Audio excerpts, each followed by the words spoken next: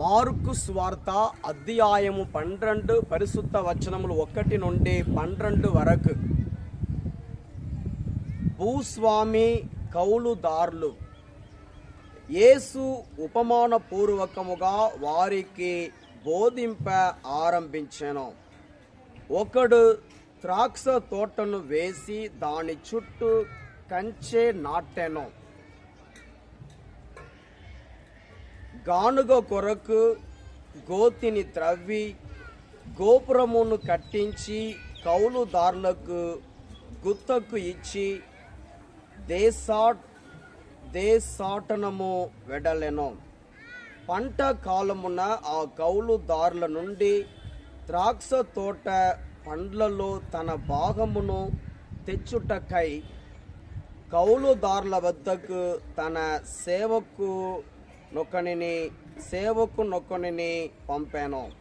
కానీ వారు యజమానుని సేవకుని పట్టుకొని కొట్టి వట్టి చేతులతో పంపివేసిరి.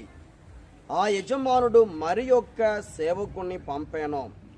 వారు అతని తలను గాయపరచి అవమానపరచిరి.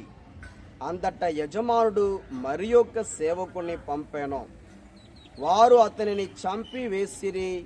వారు అనేకుల ఎడల అట్లే ప్రవర్తించుచు కొందరిని కొట్టి మరి కొందరిని చంపివేసిరి.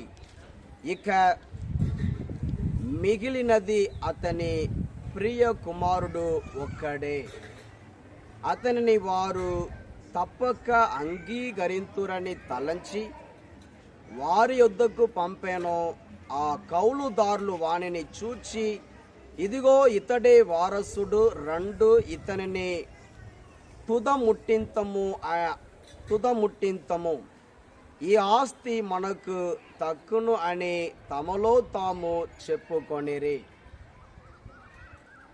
ఇట్లు నిశ్చయించుకొని వాడిని పట్టి చంపి తోట వెలుపల పారవేసిరి.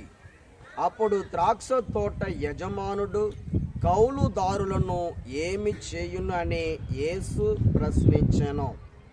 అతడు వచ్చి ఆ దుష్టులను మట్టు పెట్టి ఆ ద్రాక్ష తోటను ఇతరులకు గుత్తకు ఇచ్చును అని వారు పలికిరి.